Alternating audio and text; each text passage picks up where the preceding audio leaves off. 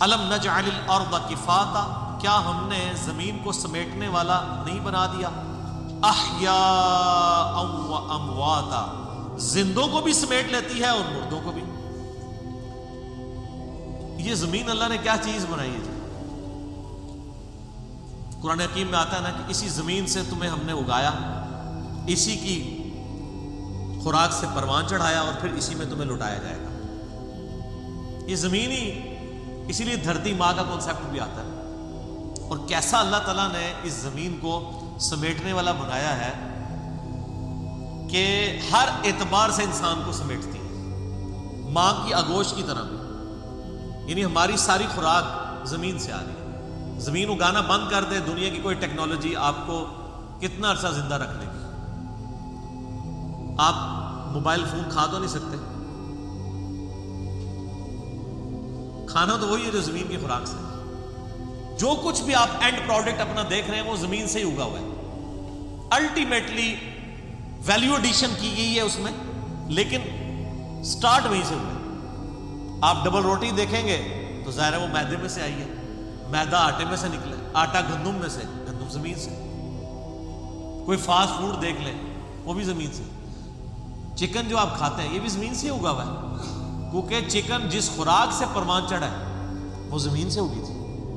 وہ خوراک نہ ہوتی تو چکن نہ بنتا۔ ہم خود زمین سے اگے ہوئے ہیں۔ آج اگر بھینسوں اور گائے کا دودھ ختم کر دیا جائے، یہ پاؤڈر والا دودھ بھی تو اسی میں سے بن رہا ہوتا ہے، تو انسانیت بڑی نہیں ہو سکتی۔ دودھ کے اوپر ہی بچے بڑے ہوتے ہیں۔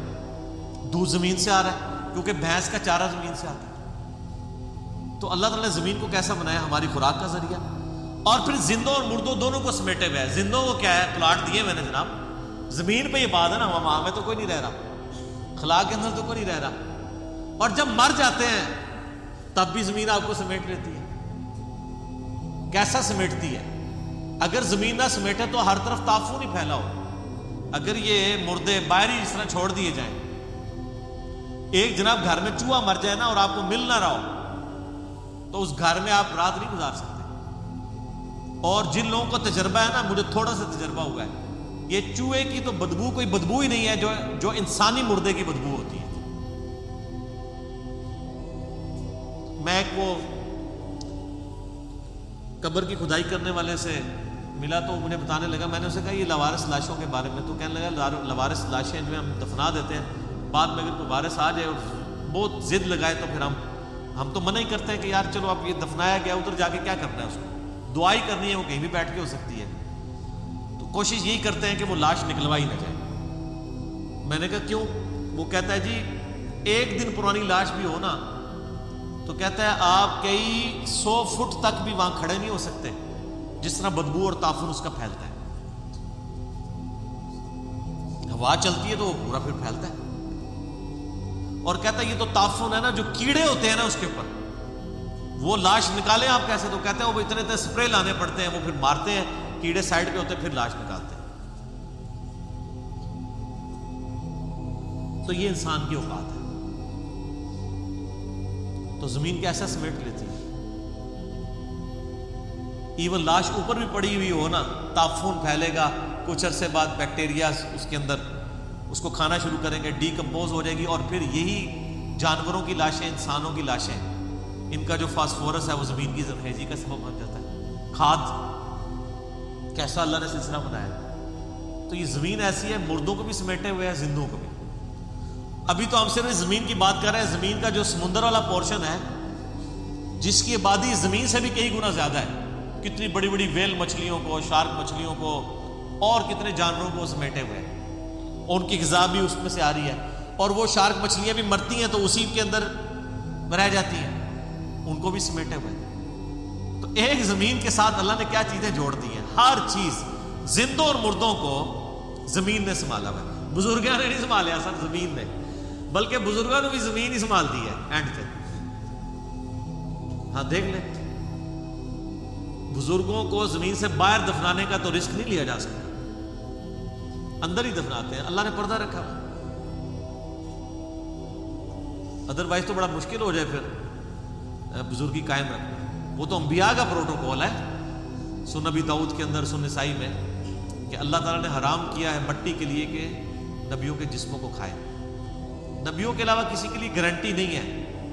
ہو بھی سکتا ہے جسم سلامت، نہیں بھی ہو سکتا. اور کسی شخص کا جسم سلامت نہ ہونا اس کی ولایت کی کوئی نفی نہیں ہے.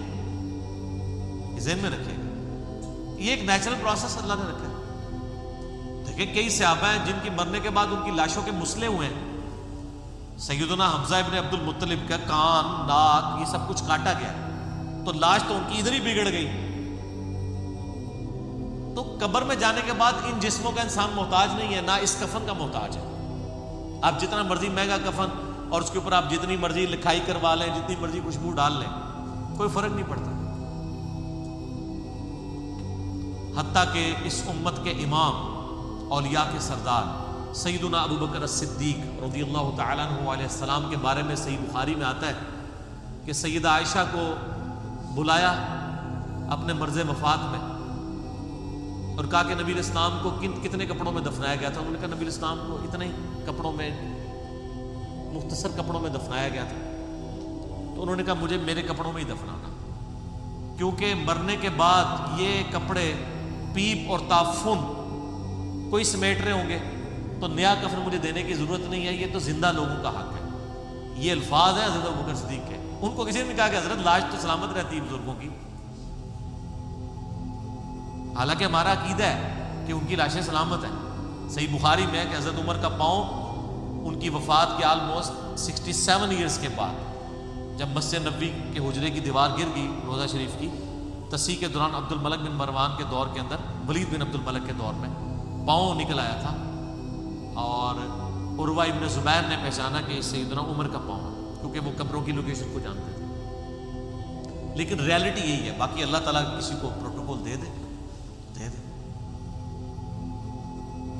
پھر انہوں نے فرمایا کہ آج کون سا دن ہے؟ تو کہا سوموار کا دن. انہوں نے پوچھا نبی الاسلام کی وفات کس دن ہوئی تھی؟ تو عائشہ نے کہا سوموار کے دن. تو ان کا میں اللہ سے امید کرتا ہوں کہ مجھے اللہ تعالیٰ آج کے دن موت دے دے گا، لیکن اللہ کا شکر ہے کہ سوموار کو موت نہیں ہوئی ہوگی. علم غیب کی بھی نفی ہوگی. اما عائشہ کہتی ہیں سوموار کو نہیں فوت ہوئے، منگل کو فوت ہوئے. حالانکہ انہوں نے تو امید بھی ظاہر کی تھی، دعا بھی کی تھی. اگر خدا نہ خواستہ سوموار کو فوت ہو جاتے ہیں، ان کا دیکھا بزرگ پہلے ہی بتا دیتے ہیں. سب سے بڑا بزرگ سیدنا ابو بکر صدیق رضی اللہ تعالیٰ عنہ علیہ السلام، ان کا بھی اندازہ غلط نکلا. یہ ہے کتابیں، یہ ہے دین جو کتابوں میں. جو بابوں کا دین ہے وہ پھر الگ سے، کتابوں کا دین. اس میں میرا یوٹیوب پہ ایک کلپ بھی ہے، حضرت ابوبکر صدیق کا علم غیب. تو اس میں نے یہ حدیث بیان کی. تو یہ زمین سمیٹ لیتی ہے زندوں کو بھی اور مردوں کو بھی.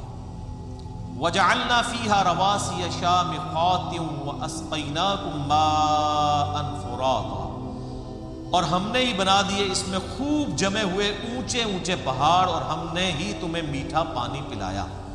یہ پہاڑ جو اللہ نے سٹیبلائزر رکھے ہیں نا، یعنی زمین کو کی ڈائنامک بیلنسنگ کرنے کے لیے، یہ اللہ نہیں. یعنی زمین کے اوپر سب سے زیادہ مضبوط اللہ کی مخلوق کون سی ہے؟ پہاڑ. پہاڑ سے زیادہ تو کوئی مخلوق مضبوط نہیں ہے. سب سے بڑی مخلوق، سب سے مضبوط مخلوق. آپ کے ذہن میں تو ہاتھی آ جائے گا، ویل مچھلی آ جائے گی، اس کی کیا اوقات ہے پہاڑ کے سامنے؟ ایک آتش فشاں پہاڑ پھٹ پڑے، ہزاروں ہاتھیوں کو، ہزاروں مگر بچوں کو لے ڈوبے. سب سے مضبوط چیز پہاڑ ہے. اور ہم نے پانی بھی پلا دیا. انہی پہاڑوں میں ایسے ریزرویئر وائرس اللہ نے رکھ دی ہیں پورا سال. ابھی بھی آپ کشمیر میں ناردرن ایریاز میں چلے جائیں نا، کئی چشمے ہیں جو پورا سال رکتے نہیں ہیں. اتنی سٹوریج ہے پہاڑوں کے اندر کہ وہ جو برف باری ایک باری ہوتی ہے یا بارش پڑی یا برف، اور وہ برف پگھلنے کی وجہ سے وہ جو اس کے اندر ریزروائرز ہیں اس میں سے پانی نکلتا ہے تو پورا سال ہی نکلتا رہتا ہے. اتنا پانی سٹور کیا ہوتا ہے پہاڑوں نے. امیجن کریں پورا سال خشک ہی نہ ہو. کو پیچھے کوئی اس کی یعنی کوئی نل جوڑ دی ہے اللہ تعالیٰ نے سمندر کے ساتھ؟ نہیں. وہی سمندروں کا پانی ویپریٹ ہو کے جو گلیشیئرز کی فارم میں سٹور ہوتا ہے وہ اتنا زیادہ ہوتا ہے کہ پورا سال چشمے چلتے رہتے ہیں. اور لوگ استعمال کرتے رہتے ہیں. اور میٹھا پانی, اللہ تعالیٰ ہمارا میٹھا پانی, میٹھے پانی کی ہمیں تو یہاں جہلم میں رہتے ہوئے تو قدر نہیں ہوگی نا سر. جہلم سے آپ بس 120-120-130 کلومیٹر دور چلے جائیں نا پنڈی اسلام آباد میں, اور دیکھ لیں پانی کی کیا صورتحال ہے وہاں. فیصل آباد چلے جائیں تو آپ دیکھ لیں میٹھے پانی اور صاف پانی کو لوگ ترس رہے ہیں. اور اگر آپ انٹیریئر بلوچستان کے اندر چلے جائیں تو سرکار وہاں تو لوگوں کے لیے ایشو یہ ہے کہ 4-4, 5-5, 8-8, 10-10 کلومیٹر سفر کر کے آج بھی عورتیں مٹی کے مٹکوں میں پانی, صاف پانی نہیں سر, گدلا پانی, لیکن صرف میٹھا ہوتا ہے, مٹیالے کلر کا بھر کے لاتی ہیں پینے کے لیے. اور ہمیں اس نعمت کی قدر ہی نہیں ہے. بلکہ یہ جو پوری بیلٹ ہے نا پنڈی سے لے کے لاہور تک, یہ تو ملک ہی کوئی اور ہے, اور باقی پاکستان کوئی اور ملک ہے. یہاں پہ جتنی فیسلٹیز اویلیبل ہیں, اس لیے یہاں کے رہنے والوں کو کبھی اندازہ نہیں ہو سکتا کہ باقی ملک کس طرح زندگی گزارتے ہیں. دیکھ لیں یہاں ہمارے, ہم جدھر بیٹھے میں 25-30 فٹ کے اوپر واٹر ٹیبل ہے, جتنا مرضی پانی نکالیں ختم ہی نہیں ہوتا. اور اسلام آباد میں چلے جائیں 200-250 فٹ کے اوپر, پھر بھی اکثر جگہ پہ 10 منٹ سے زیادہ موٹر نہیں چلتی تو پانی سارا ختم ہو جاتا ہے. پھر آپ 3-4 گھنٹے انتظار کریں گے کہ پانی سیپیج ہو کے جمع ہوگا, پھر آپ نکالیں گے. اور آپ کوئٹہ میں چلے جائیں تو واٹر ٹیبل جو ہے وہ 800-900 فٹ کے اوپر جا چکے ہیں.